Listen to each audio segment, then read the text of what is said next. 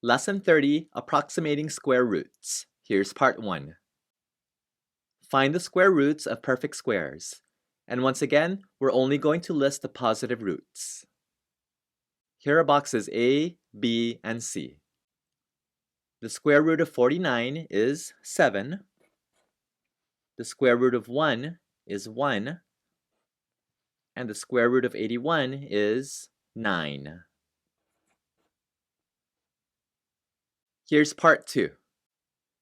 Students will follow along with their instructor to approximate square roots of non-perfect squares by approximating up or down. And once again, it'll be helpful for students to write these perfect squares on the side. Before solving, decide whether you will approximate up or down by drawing the appropriate arrows. Indicate which integer your answer is closer to. For example, the square root of 17 is between 4 and 5, but is closer to 4. Take a look at the example box. Approximate the square root of 17. And notice that 17 is not a perfect square. The next closest perfect square is 16. So we need to approximate down to 16. And we know that the square root of 16 is 4. That means the square root of 17 is somewhere between 4 and 5, but it's closer to 4.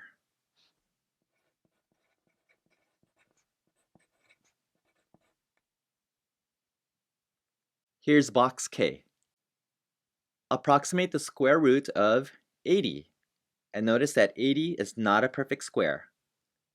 The next closest perfect square is 81. So we need to approximate up to 81. We know that the square root of 81 is 9. So that means the square root of 80 is somewhere between 8 and 9, but it's closer to 9.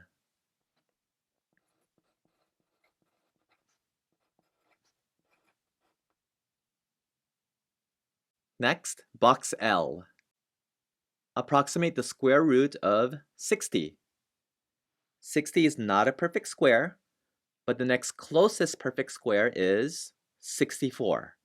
So we need to approximate up to 64. And we know that the square root of 64 is 8.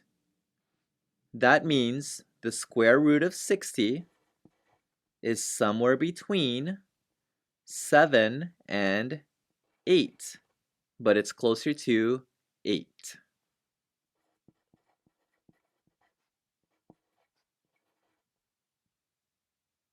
Next example, box M. Approximate the square root of 37. 37 is not a perfect square, but the next closest perfect square is 36. So approximate down to 36. We know that the square root of 36 is 6. That means the square root of 37 is somewhere between 6 and 7, but it's closer to 6.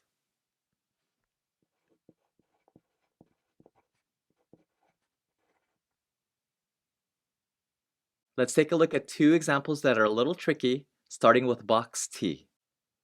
Approximate the square root of 20. And notice that 20 is not a perfect square. The closest perfect square is 16.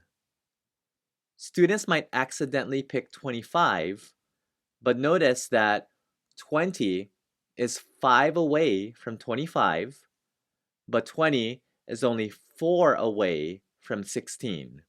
So 16 is the closest perfect square. Approximate down to 16. And we know that the square root of 16 is 4.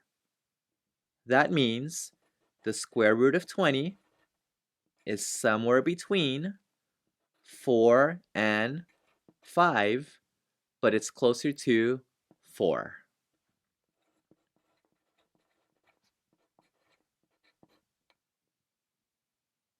Last example, box W.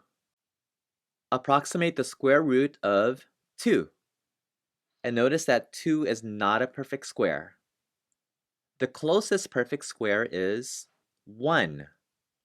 Students might accidentally pick 4, but notice that 2 is 2 away from 4, but it's only 1 away from 1.